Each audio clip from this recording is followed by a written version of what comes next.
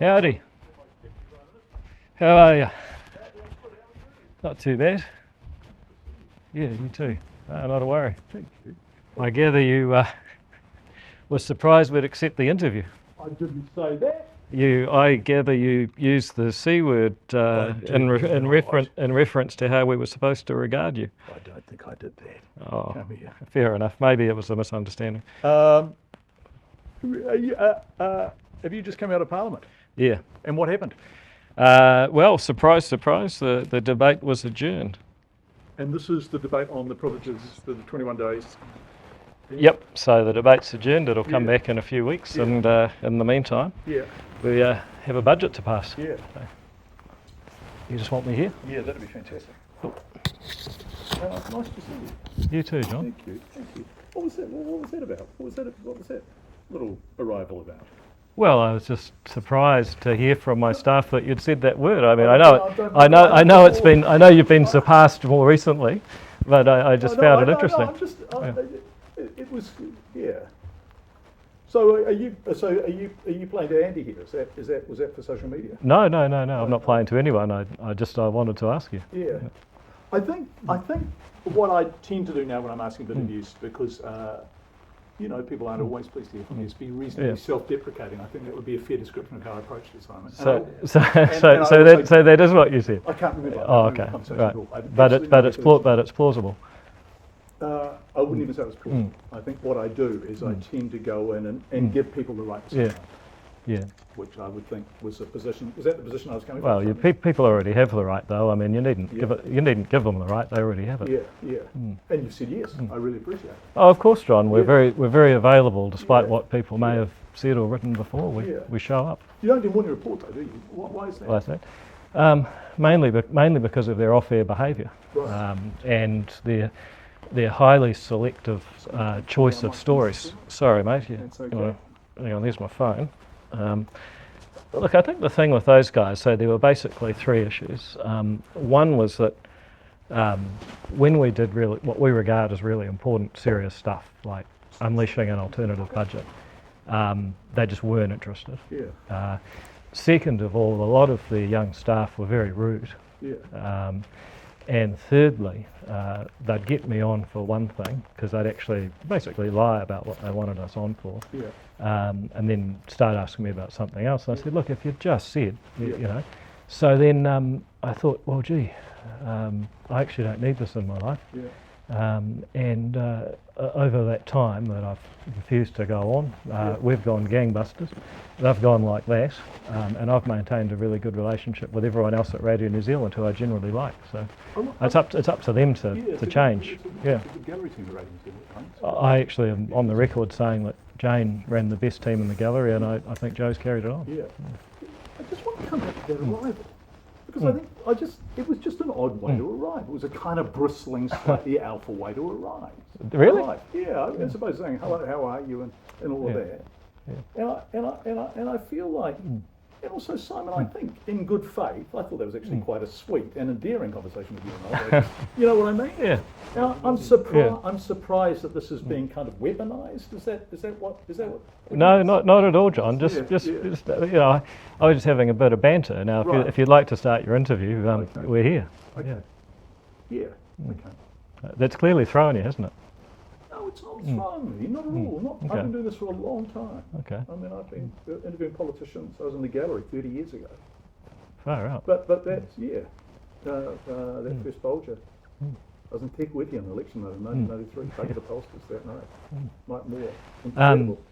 Anyway, you go to. Okay. Yeah. So no, it's just.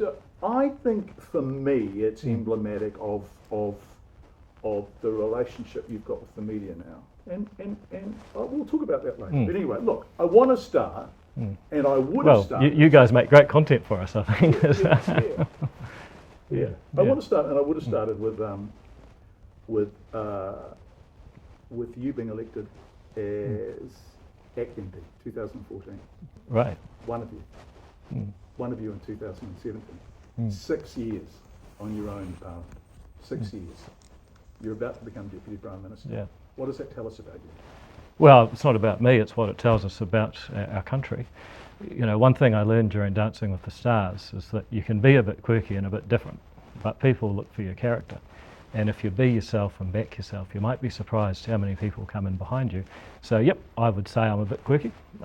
People ask me, do you really believe that? I said, you'd be totally self-delusional if you were me and you didn't. I believe I've got a good heart, and I believe I work hard. And what this shows about New Zealand is that if you do those things, then you can get a good job. This is you. It's a very flattering photo. What do you think when you see that? I think I'm very, very lucky that Hagen Hopkins was the photographer. He's a good guy. And what do you think when you realise that you are about to become Deputy Prime Minister? You've been acting Deputy Prime Minister before, when both Christopher Luxon and Winston Peters have been away, right? Well, I've been acting for Chris as Prime Minister. Yes. Yeah. And so... I think it's important for people to recognise if they're terrified about what will happen, it's already happened and they're still here. Yeah. What does it mean to you, though, to be Deputy Prime Minister, with the capacity to be acting Prime Minister? Yeah. Look, it means everything and nothing. You know, like I say, I think it shows that in this country, even if you're a bit different, if you had a good heart, you work hard, you can succeed. And especially for a lot of people who back me. There's people who have backed me for 10 years and more when it seemed all hopeless and we could never get over 1%, and yet, you know, they're still there. There's groups of people out there in the country who felt really beaten down by the government of inclusion and kindness under Jacinta. You know, if you were a farmer or a landlord or a licensed firearm owner or someone on the wrong side of the COVID debate, you know, you could be really hit down. And we said, actually, we think that's wrong. If your real kindness includes everybody. So I think for people who supported us, that this is quite a good symbol. But it's also true that, as I understand it, I'm going to move about 2 seats to the right in the cabinet table, sit on the other side of Chris, and I'm still going to be the Minister for Regulation, focused on getting rid of red tape, so it's kind of all the same. Yeah. Can we talk about the coalition negotiations? Whose determination was it that Winston Peters went first and you went second? How was that arrived at? Look, to be honest, I can't really remember. And one of the things... You can't remember who determined that you went second and Winston Peters? It went back and forth, and there are all sorts of details. And to be honest, I was more focused on negotiating the policies. If you look at ACT's impact on the policy... I just want to interrupt. You don't remember whose idea it was? I can say it a third time. Yeah, I don't recall that. But did Winston Peters want to go first? I suspect so. I don't recall it. He was probably more focused on it. I don't know. But what I would say is that, you know, through the whole negotiation, for me the big thing was the policy. So if you look at these quarterly plans, you know, I've said, and it's true, I know some people don't like it, but ACT's policies play an outsized role in that government agenda. I'm really proud of that, because for me, it's always been about how do you leave better public policy at the end of the day in this country. You are now going to have Winston Peters, who's discharged his 18 months and is going to step into the kind of role outside the Deputy Prime Minister role. And I guess as a student of politics, and you and I are both fascinated by politics. Well, you might be. I can't stand politics. Right. You know, I'm here for better policy. Right. And sure, I mean, you've got to be here. I don't want to call you on this, but is that disingenuous? No. You can't stand politics. I'm an electrical engineer, yeah. But I'm just also one that happens to be pretty frustrated with the way this country's going. And I looked at, well, what can I do with my life? Yeah. And I thought, I want to try and do is win political power without ever promising someone else's money, and without ever promising to make rules restricting someone else's freedom. In other words, I went into politics to reduce the role of politics in our lives. Yeah. But you're very good at politics, aren't you? No, I wouldn't think so. Okay. You know, I've worked hard, and I've had a few lucky breaks. Most importantly, I've had some amazing supporters. But no, I don't think I'm especially good at it. When you talk about working hard, what did you learn from those 6 years when you were the only acting MP in Parliament, which is a bloody long time in this tough, brutal, quite lonely place? Well, to be literally what I learned is that having some real conviction, you know, I believe that a free society is a better society. The only thing really worth fighting for is the human freedom to live your life and actually to end your life as you choose, so long as you're not harming anyone else. There's a million people out there who want to tax you and give the money to someone else so they'll vote for them, make more rules to restrict their freedom because someone doesn't like what they're doing and they'll get votes for restricting it. Lots of people want to do that. but I just believe that New Zealand will only succeed when each of us are able to use our time on earth to flourish in our own way. Can we come back to, so I said we were a student of politics, you said no, you were.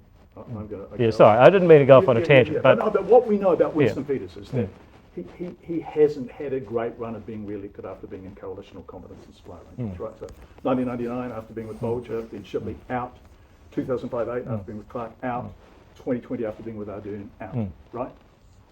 So he doesn't successfully campaign prima facie, although he gave me, I spoke to him yesterday, he gave me lots of rationalisations for why that might have happened. He doesn't successfully prima facie campaign as an incumbent, as a member of the establishment. I guess at some stage he's going to have to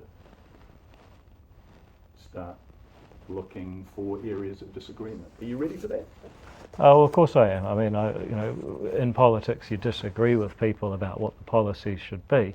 But, in the ACT caucus we have a one-pager that says, first and foremost, our job is to be representatives, to hear people's concerns and hopes and express those. Second of all, the policies and the solutions we come up with are ones that are founded in human freedom. And that's, if ACT had any success in the last 5 years, it's because we got our mission really clear really early.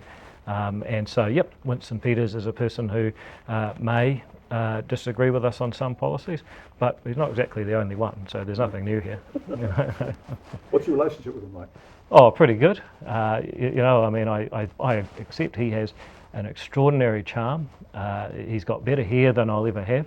People ask me, what do you learn from it? I said, I'm going to get a comb. I don't know if I'll go all the way to blow waving, but I'm going to get a comb.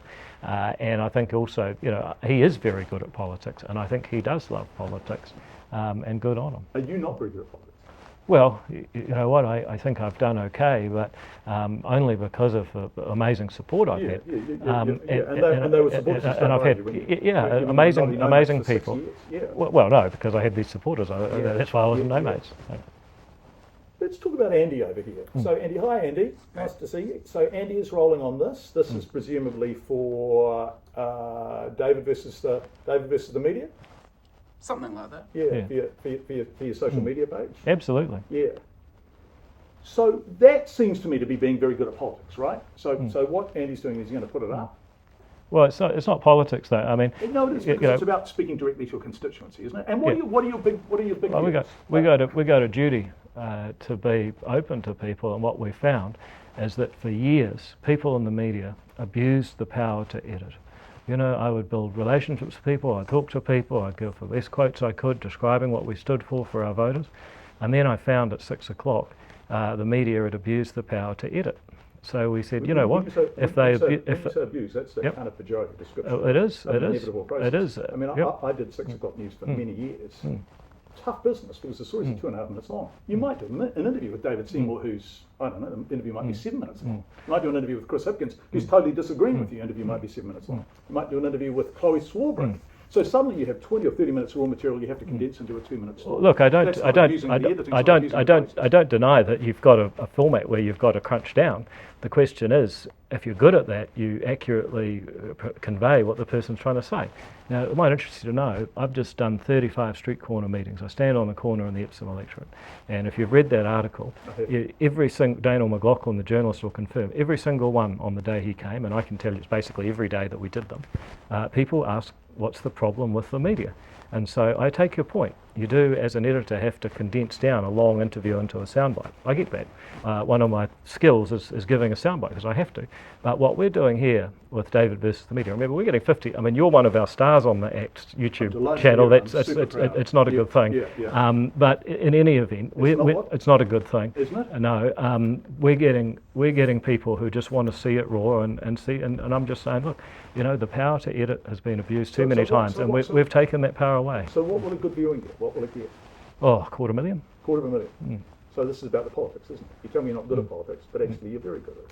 No, I've just taken it. See, I'm an engineer, right. So I just take a very basic observation, yeah. right, which is that we want to ensure that people can see. Do you cut the stuff, or does it go raw every time? It goes up raw every time. So what we want to ensure is that people can understand what their representatives are up to. That's how the system works. So did you workshop today coming in and David hitting me with that line up the front? Was that No. I mean, I tell you what, one thing I know, I've dealt with a lot of conspiracy theorists, And not against Lucy, though, I'm right? not saying you are. I'm Yeah. just saying that usually most things in the world aren't planned the way you think they are. Yeah. So how do we have a constructive relationship? Because it seems to me that no one wins when we all are bristling and regarding ourselves with suspicion. And how do you and I, actually I have to say that you and I, whenever we do broadcast interviews, on the rare occasion you and I spoke to each other on breakfast, I always thoroughly enjoyed it. I Yeah. think the last time you were on, you said afterwards, it was a great interview, I enjoyed it. But I think that's the one that got 100,000 views. But how do we have civilized yeah. discourse? How do we do Oh, this? just by being open and honest, which I always am. I think this interview's going really well. I think people can see and make up their own mind based on what they're seeing in the interview, and I think that's a positive thing.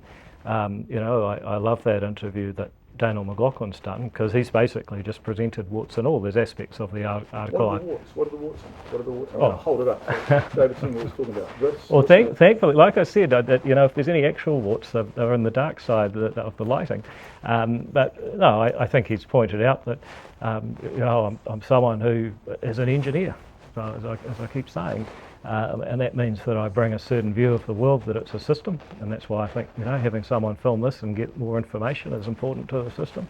Other people would take a much more, I guess, what they might call an intuitive or emotive approach, and that's fine too. People have different approaches. Absolutely.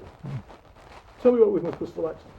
Chris? Yeah. Oh, look, it's great. There's a few things I admire about Chris. He knows how to organise a team of people and give people, and being any good manager, the same way we try and manage ACT, is about people have to know, A, what's my job? B, am I doing well at it? C, are we in a culture and environment that we enjoy and can flourish? I learnt the same thing coaching rugby for 7 years. If you create a good environment, even though not all my players were going to be All Blacks, and as far as I'm aware, none of them did become, they'll sometimes do All Black-like things in the right culture, I think Chris does that. I think Chris does that for his team. How old were the kids that you were coaching? Well, I started out with third formers, and then I got promoted to, well, actually it was weight graded, so they were initially they were quite young, and then they were more senior high school, and then I did a senior women's team over in Canada, where I discovered I wasn't such a good coach after all. It's just that the coaching at Auckland Grammar is easy. You just tell them what time the game starts and which field to go, turn them around at half time, and they know how to do. Whereas in Canada the game's much less developed, so it was harder. Look, I want to frame this question with a degree of respect for the prime minister. Right? Okay. Yep. So let's see how you go. Okay. So and in that spirit, did you do better in the coalition negotiations than you thought you would? It's a good question, and I don't want to sound like I'm avoiding it, but I have such an urgency about the policy change this country needs, and ACT puts out more policy than any other party. I mean, one thing you can't take away from us, that we did get a very big swag of changes that I think are good for New Zealand, but compared with the change, we campaigned on real change, right? Compared to the change I believe New Zealand needs, I'm not sure we got further. Okay. Did you answer my question? Do you think you did better than you expected? Well, no, I'm telling you, it's hard for me to say, because our ambition and determination was so high, it sort of didn't matter exactly where we got to. Okay. Three principles, Bill. So, had Christopher Luxon come back and said, "I've only liked that. I'm just not remotely interested," what would you have done? Well, I think we probably would have decided that overall our priorities around the economy were more important. But the secret of good negotiation is not to give the other person an ultimatum, it's to leave the other person thinking you've given them an ultimatum, and in that we succeeded. You didn't give them one, did you? You didn't give them an ultimatum. There wasn't a... Well, again, you know what? There was so much going backwards and forwards. It's actually difficult to say, but I power read a book on negotiations over that weekend, and it turned out to be quite useful. And what was the best advice in it? It's called Never Split the Difference by a hostage negotiator. He said if you're negotiating for 4 hostages, you can't let the terrorists keep 2. And that was very useful. How did the treaty principles bill go for you? I mean, in the end, what was it? 112 votes to 11, 300,000 submissions, requests for 16,000 oral submissions, 90% opposed, 8% supported. I mean, at every measurable level, and act as a party of measurement, right? It was a dismal failure, wasn't it? Well, no, because if you want a measurable level, just ask yourself, when people are polled on the question of, do you agree with these principles? Actually, we're 2 for 1. We're talking about the treaty principles still, aren't we? We're talking about the fact that Yep. 112 votes told Yeah. No, I understand. I understand all that. 90% of submissions opposed. No. You said every measurable level, and I'm measuring what is the public support for the principles we advanced, and actually on that we're winning 2 to 1. Now, your question was how did it go for me? Well, I need to shift this debate away from a neo-feudal country where your background determines your place in the society. Neo-feudal? It's neo-feudal. What's neo-feudal mean? Feudalism is a system where your birth and your class, or in India your caste, or whatever country you're in, people are born into a role in society, and that's the role that they play. And you think that that's comparable with New Zealand? I think that there are aspects of policy which are neo-feudal. Because what we know about feudal societies is there's massive inequalities, right?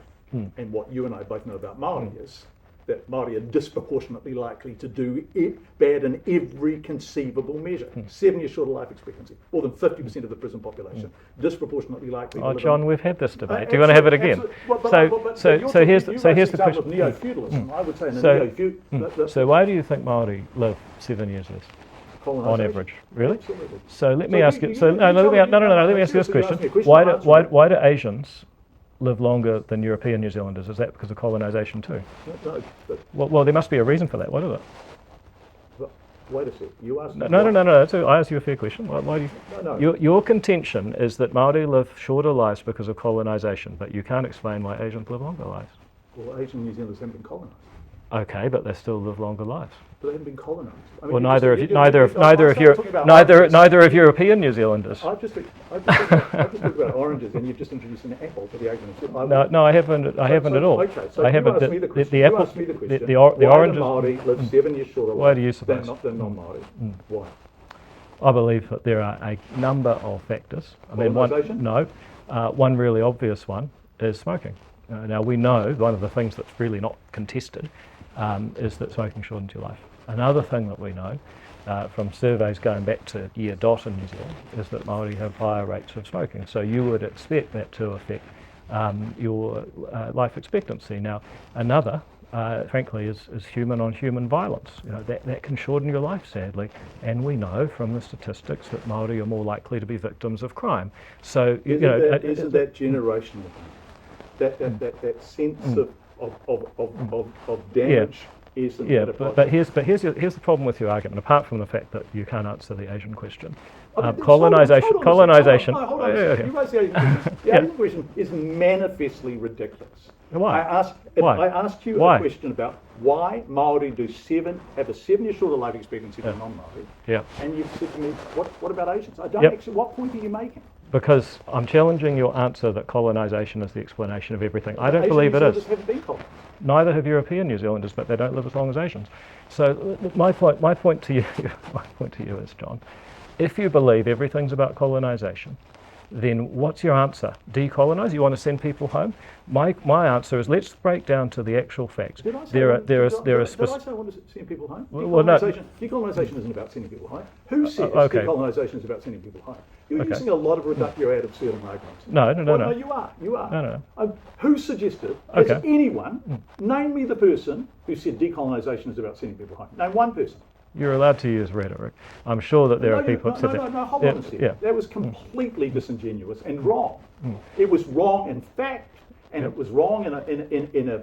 Who? Name me one person. One. Now I'm just going to sit here until you name them. We can just let the cameras run. You said decolonisation is about I'll keep talking because it's a rhetorical question, John. It doesn't matter if anybody has. The point is that there's an absurdity in expecting you can reverse colonisation. Because even if you can address it, can't you? Yeah, okay, and that's exactly what I'm talking about. So, first of all, if we know that there's a few factors, and part of it is around violence, part of it around smoking, say, part of it will be around diet, there are actual practical things that we can address. And here's the next thing, John. They don't only apply to Māori. There are Māori people who are perfectly healthy and actually don't have any of those risk factors.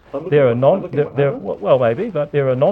people who actually are in greater need than many Māori people. So instead of having this, everything's about colonisation, we're going to group people by race, let's actually start working on the need rather than the division. That's where I start. The second issue. So we've dealt. But if you want to find need, wouldn't Māori be a population group that would be disproportionately likely to have greater need than? Yep. So that is true as it goes. As it goes, that's true. I'm not denying that. But what I am saying to you is that it actually means that you include people you don't need to include because they're not disadvantaged, and it's frankly patronising to do so. It means you exclude people you do need to help because they're not Māori. So there are better ways. If you want to start using statistics to group people, there are better ways that aren't racist and that are more accurate than this colonisation narrative. Now, if you accept that there are better ways to help people, better statistics, better targeting of need, more devolution of services. You know, we've got charter schools that are helping children who are neurodiverse, maybe neodiverse, but certainly neurodiverse in Auckland, and children who are in Christchurch, and also children in the far, far north who are from very poor Māori communities. We're helping everybody according to their need. We're not trying to break people down into racial groups. The second thing is, even if we're prepared to park the material inequity between Māori and Pākehā, which I don't think is a valid argument, I think there's better ways to come and add inequity. The point is, what sort of framework is going to allow us to better solve our problems for all people regardless of race? And that is a society where we are free and equal under the law, without discrimination, with the right to use our time on earth to make the most and flourish in our own way, as I've said consistently through this interview. And also every other and you made a compelling case in terms of your advocacy for the principle field. Can you talk about discrimination? So can you give me a really clear-cut example? If let's choose two good names, Nancy and Steve. So two Pākehā people. Where do they live? They live in Why are Nancy and Steve Pākehā? No, because I want you to. Just checking. I want you to. So they live in Belmont, which is just up, 20k north of us here in the hills of Hutt Valley. How are they being discriminated against by the privileges and advantages you're inferring Māori for? Well, let me ask you, how much did they pay for their house?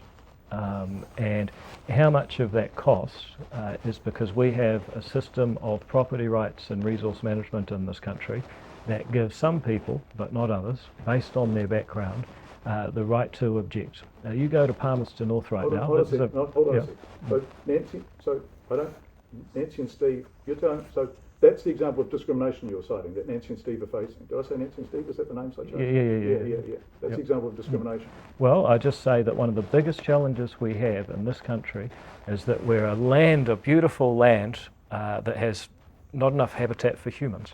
And I'll give you one example that's very pertinent right now. Palmerston North. They are going to spend $1 billion on a sewage treatment system for 80,000, 100,000 people. Why? Because of the specific right of iwi to object on resource management laws has prevented them from doing it a far more efficient way. So if you're paying more for your house and people are paying, all the time. Okay. I mean, so you don't mind removing any specific right of iwi. Time to stand in your glory and power and give Nancy and Steve an example of how they've been discriminated against. This is the best you've got. Paying hundreds of thousands of dollars more for their house than they otherwise would. Nancy and Steve in Belmont pay hundreds of thousands of dollars more for their house. Hundreds of. So let's. I don't know what the property in Belmont costs. Let's say it costs $1.1 million. So hundreds of thousands of dollars. So were it not for Māori, they would have only paid $600,000 or $700,000 for it. Is that what you're saying? Yep. This is one example. Yep. Absolutely. Because hundreds of thousands. I've just shown you how objections to one water treatment plant in one city can increase the cost by nearly $1 billion on what it would otherwise cost. Everyone in Palmerston North is paying for that. And you know what? If it doesn't go ahead and they don't have the pipes and they can't develop the sections and they can't get the homes, then that is going to put a cost. And who gets the benefit of this? A relatively small group of people who have an ability to object that nobody else has. Or I can take you to Ports of Tauranga. You want goods to be more affordable coming in through the border.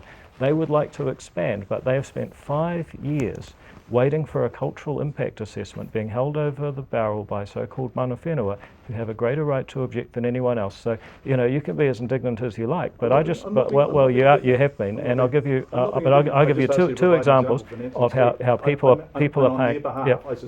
They might have been hoping you'd do better. Well, actually, I think if they knew that it's costing hundreds of thousands of dollars for people to own property in this country, Hundreds of thousands of dollars. yeah, absolutely. Well, you go to countries where it's easier to develop, and housing costs a third of what it cost here. Now, I'm not saying that Māori objection rights are the only reason that we have high prices, but they're a substantial part of it, and I've just given you two major projects where the costs have been through the roof because of the right of iwi to object that no one else has. So I think most people, and people make up their own mind on this interview anyway, won't they, but most people would say that that's pretty valid. You might see Nancy and Steve seek to get bowel cancer screening. I've just been outside with people campaigning for that. Yes. Under the previous government, I had under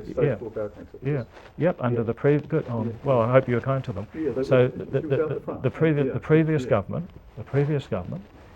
wanted to have differential ages for people to be screened. Now, at the same time, people who look into the statistics, and there's a really good example. What they discovered is that any person at any given age is just as likely to develop bowel cancer regardless of their ethnic background. However, it is true that the Māori population profile is younger, so it would seem that on average Māori people develop bowel cancer at a lower age. That's not true, there's just more of them. But of course, if you are at a given age bracket, but if you are going to screen everyone at an age bracket equally, then everyone has an equal chance, and they have an equal chance of developing it. So we've put in place a much fairer system which removed discrimination, and Nancy and Steve, depending on their age, might well benefit from this.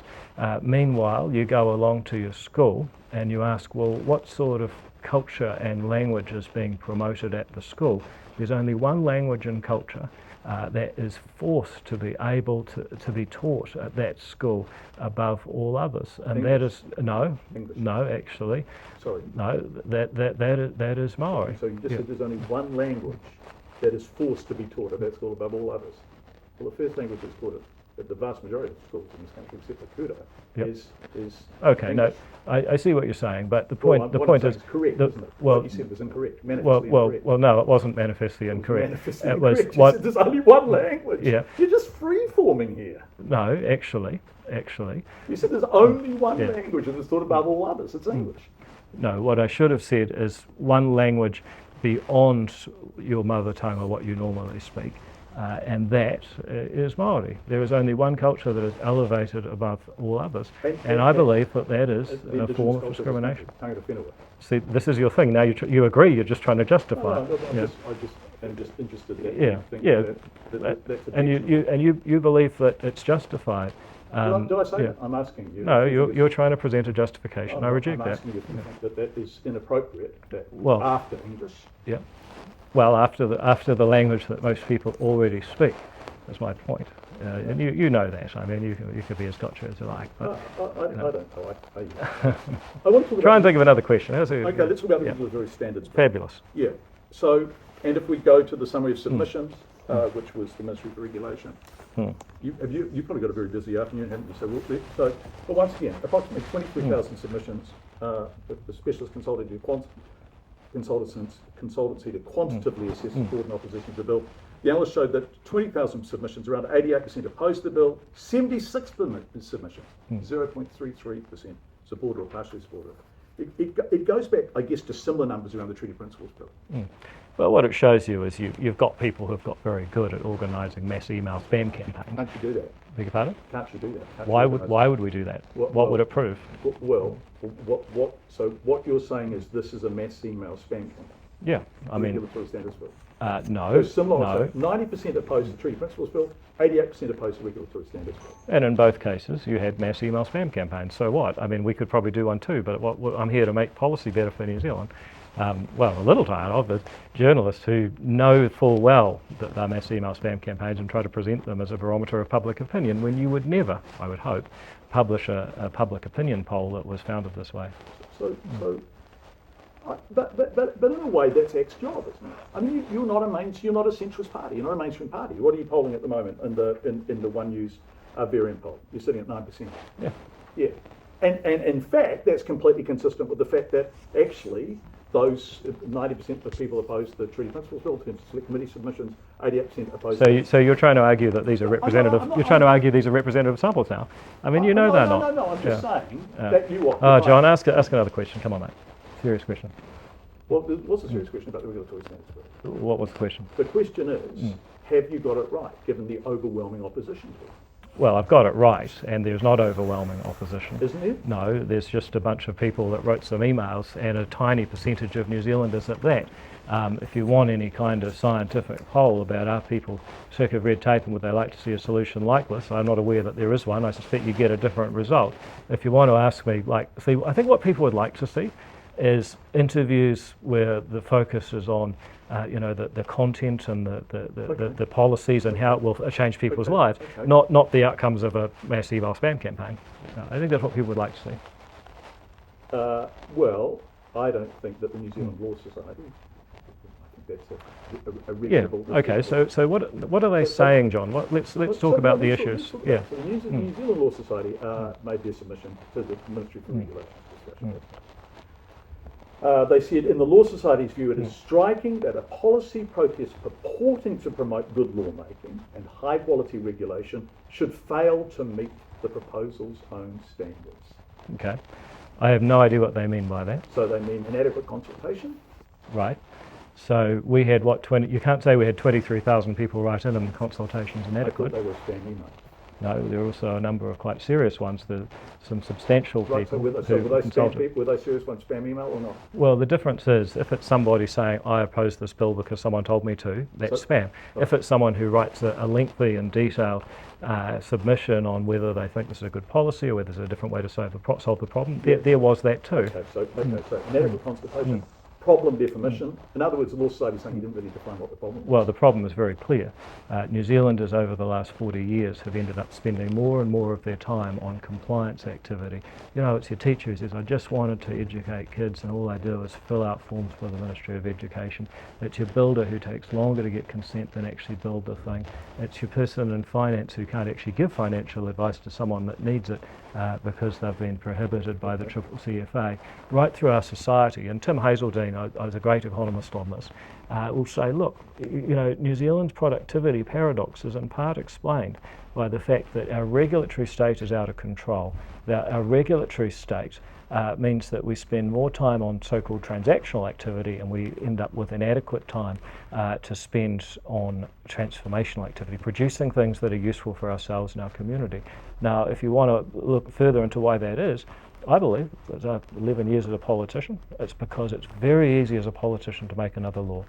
It's very difficult for voters to monitor the costs that are being put onto them. For example, you've been following politics, you told me you're into it earlier on. Are you aware of which politician is responsible for these earthquake regulations, which have cost New Zealanders billions of dollars? No, see, exactly, it was Nick Smith. And so I believe what we have to do is require politicians, before they make laws, to state what they're trying to do.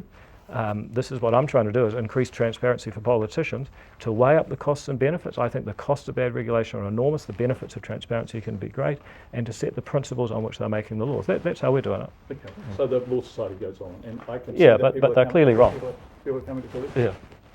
We're going to get taken away. Yeah, well. But this is so much fun. Come on, what else do you have? No, because I guess the breaking news this afternoon is the delay of the adjournment of the debate. Of the debate around yeah.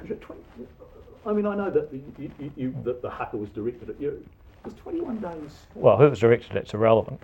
What's important is that you've got a group of people, frankly, whose business model is to take the pay and the perks and the privileges of Parliament and then thumb their nose at it for political profit. Now, our Parliament would not work if everyone behaved the way they did. Is 21 days excessive?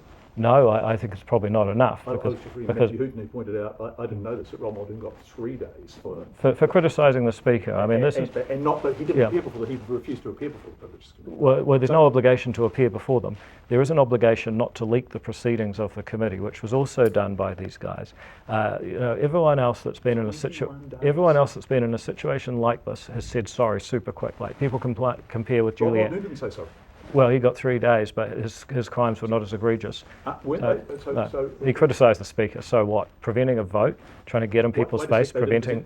Hold on. That's not true. The vote had happened, hadn't it? No, the vote was still being recorded. That is the procedure. But Te Pāti Māori were the last party to vote, weren't they? It doesn't matter. It doesn't matter, John. The thing is, we have a right to vote, and we have a right to have our vote recorded, and we have a right to have our vote announced in a transparent manner. If you're going to try and run interference for Te Pāti Māori by saying, oh, well, half of the process was done, therefore it's okay, I mean, you've got to be kidding. I'm not running interference. Okay. And that does rather characterise this individual. I'm not running. Okay. It's okay to ask a question. Yeah. I'm running interference. Okay. I just want you to tell me that you think 21 days is appropriate. Oh, I think it's inadequate. I don't believe that it will change their incentives.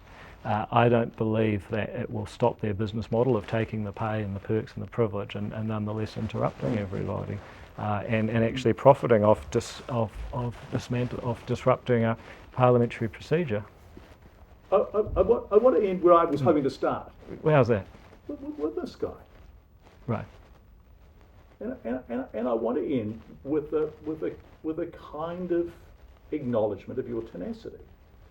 And every time I raise it with you, you say, oh, I had supporters and all that, but there can't be much lonelier in political terms than being the leader of a political party for 6 years in Parliament with no caucus. Well, you were it. You were there. Yeah. And for people who don't know what a caucus means, that means the party's MPs. Yeah. David was it. For 6 years yeah. you were alone. Well, that's my job. But I have friends, I have relatives, political supporters. And now you are sitting in an actual caucus. In order to go somewhere, you'd have to hire a minibus. But previously you could have done it on a unicycle. And you're about to be Deputy Prime Minister. That tells us something about who you are, doesn't it? Well, it tells people that this country is worth it. And there's a lot of crap to fight against, and there's a lot of value in promoting people's basic right just to be who they want to be and live as they want to live in their time on earth, so long as they're not harming anyone else. They don't deserve to be railroaded, stereotyped, grouped or discriminated against. They deserve to be able to make the most of the only time that they get on earth. And that's something that's well worth fighting for, no matter who you have to take on or what tactics you need to take them on. David, congratulations. All right, thanks, John. I'm sorry I got to run. It's been a blast. I really appreciate it. See you later.